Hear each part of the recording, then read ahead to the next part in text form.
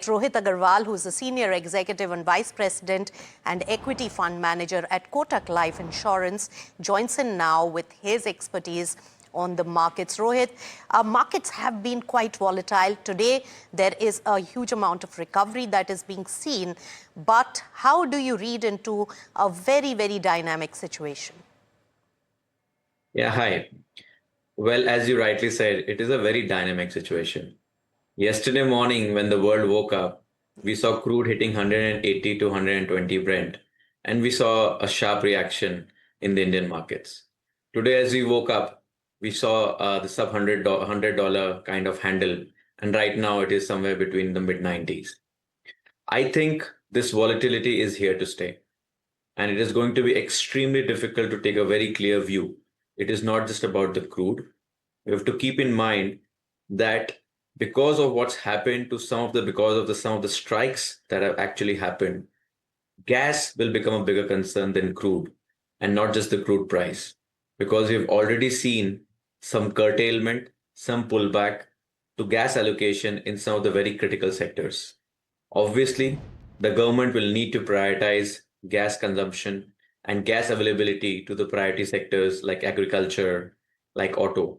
But the consumption sectors like hotel, like restaurants, like AC making, all of that can start to suffer if we do not see supplies easing off or supply coming back to stream in the next 10 to 15 days. So I think it is not just about the geopolitics, it is not just about the war.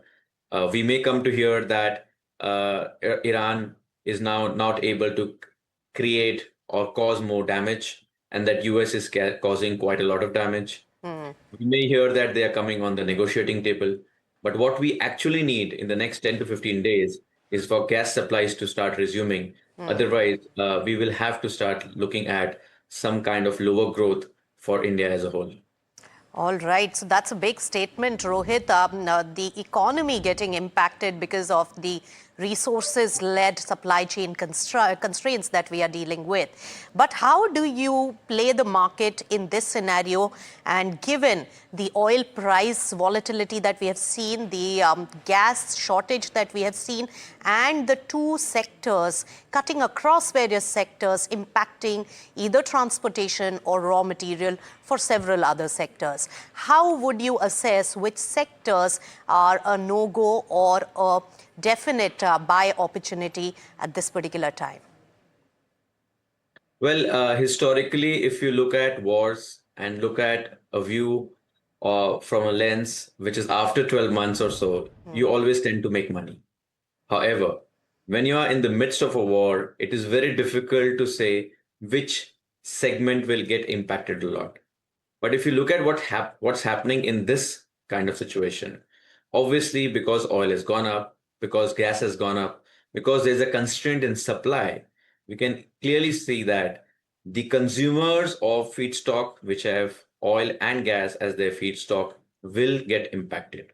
However, some of the other sectors which are more top down or macro, which is to do with a higher inflation, higher fiscal deficit, and hence those sectors which is BFSI, which get impacted, I think that gets reversed pretty quickly. As soon as the war gets over, or we get a whiff of lower oil prices, or we get a sense that war is coming to an end, or we get a sense that it may linger on, but the impact will not create any damage anymore. Hence, I think BFSI, which has got hit a lot because as soon as the war news came, oil went up, the banks, PSU plus private and NBFCs started to correct. I think there the pullback will be pretty fast and swift. The areas where pullback may take longer is what I again explained is the users of feedstock which use gas or some derivative of crude as feedstock where they will get impacted for longer.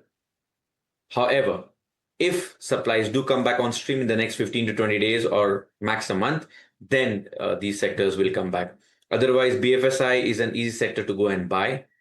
Some of the users, especially consumer facing, will have an issue because they do not have feedstock, clearly. Yeah, and that will become a challenge even if the war stops because those taps cannot be opened overnight. A war is very different than a tariff. A tariff can be reversed overnight and things can change. Yes. But the damage that has been caused to the facilities, yeah, the gas storage facilities or the gas facilities, that does not come on stream just because the war gets over. That will take its own time to come back on stream. So we'll have That's to right. assess the damage on that side. If that doesn't come back, we'll have to shave off 25 to 50 bips from our GDP growth estimates.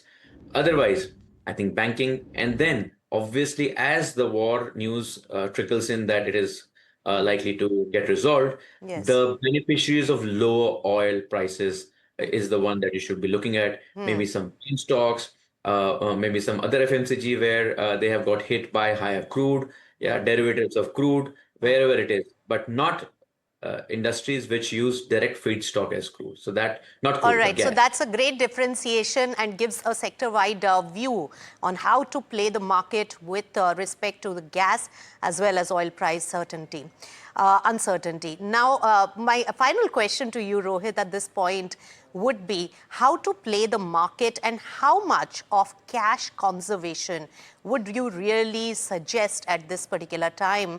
Because looking at the earlier flip-flop scenario, when it comes to the US global, discourse, do you think that volatility is going to really continue on various fronts? Well, volatility is likely to continue. However, the markets are no longer very expensive. Okay. If you look at the last 18 months or so, due to various reasons, India has corrected and underperformed the global and especially emerging markets. Countries like Korea, Taiwan, China have massively outperformed India already in the last 18 months or so. So the Indian markets, which were trading at two standard deviations above its average, are now down to one standard deviation or little lesser.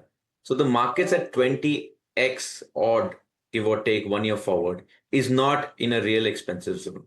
Having said that, one can argue that the earnings expectations from the market, especially from the say Nifty, is also early double digits. In that case, should it trade at 20x? But I think historically, given that India has grown its earnings at 12 to 14%, 18 to 22x multiple is a fair multiple because growth is there. Hence, markets now are not very expensive. However, Right. given what's Yes. happening on the war front, if oil were to go above 100, stay there at 100, then there will be an impact. Otherwise, it is time to buy the markets. Yes. Indian market has now shifted from a sell on rise to a buy on dips market. Right. Even mid and small caps have seen quite a lot of correction, especially quite a few stocks which are doing all right. And now I think it is time to start gradually getting into the market and not be afraid of what's happening around, because what we Sure. believe is even if the war were to linger on, we Right. don't We believe. got right. No. So the voice is clear that the market is not looking very expensive at the current moment. So there can be gradual buying, is what you're saying. But of course, cautious approach when it comes to the overall volatility as well as uncertainty. That point very well taken. Thank you so much, Rohit Agarwal, for joining us, and more talk for Thank probably you. another day. Thank you so much.